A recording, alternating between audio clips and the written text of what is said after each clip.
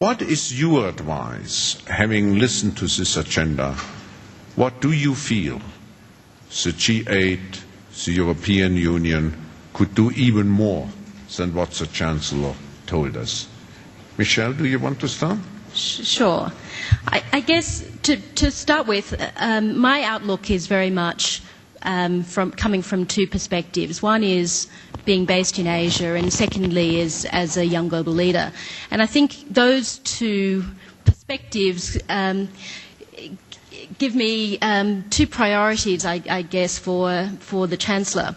One is, and I was very pleased that she really mentioned in her speech, that the transformation of Asia, particularly India and China, is viewed as an opportunity rather than a threat. And I think that's very important. That as the consumers in Asia, at least 2 billion of them, if not 3, are playing an increasingly important role in global demand for food and beverages, I guess, mobile phones, financial services, entertainment, that it is an incredible opportunity for global companies to tap into that consumer marketplace. And I was pleased that it was being presented as that opportunity rather than a threat. But I think one thing that you know, could also be seen as an opportunity in Asia is the talent pool available in Asia is quite extraordinary. And the innovation, particularly in business models, frankly, the energy, the hard work, the determination that I see day by day in the people in Asia, I think is an incredible resource and opportunity to be tapped. If I start out by reflecting back to 1986, it was the European Management Forum at the time, it was a very different world. We were talking about perestroika. And we've come through a number of very interesting and largely successful phases to be at a time of tremendous challenge, and yet a time when the global economy has actually never been healthier. And yet there's a dichotomy in this which I think threatens and undermines the process that the Chancellor was talking about in terms of the values of globalization, and as we look at addressing the imbalances, the uncertainties and insecurities that are present in many parts of the world, which I think threaten the process of globalization, which threaten the very process that created the growth that we're enjoying today.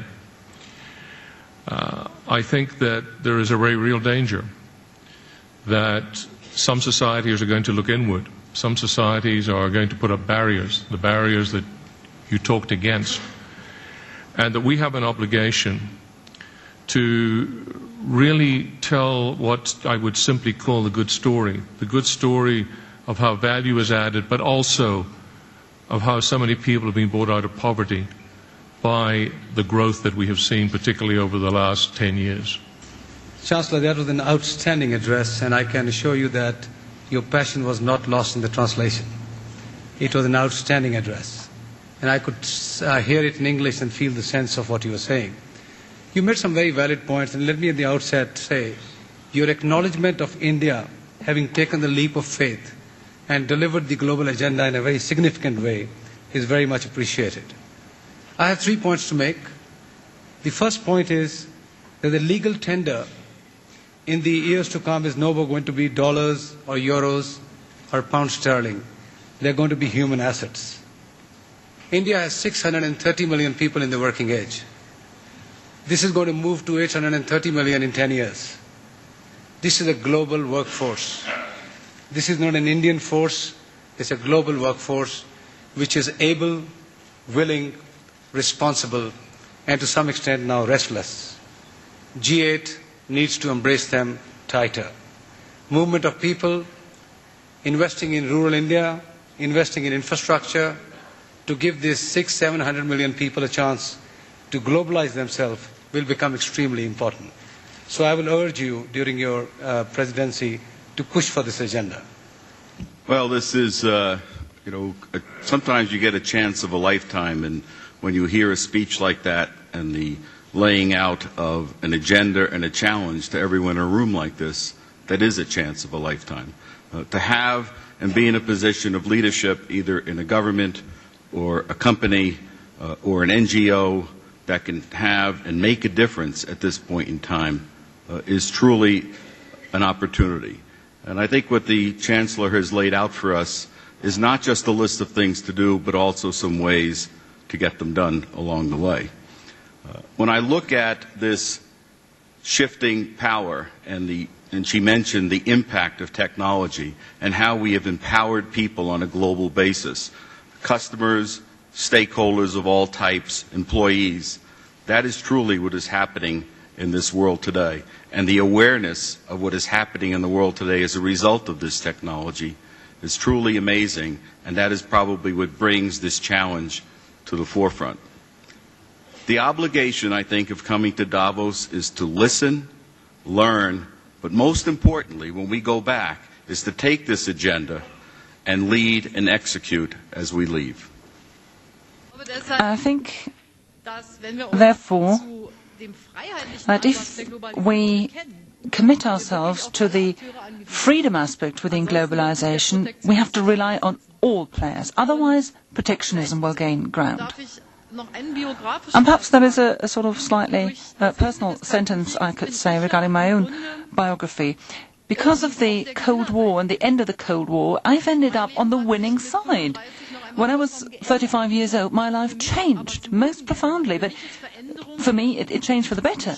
So change, in my optic, isn't always cumbersome and difficult, even though I know there are still many problems to be solved, but basically change has been encouraging to me. It's really widened my scope.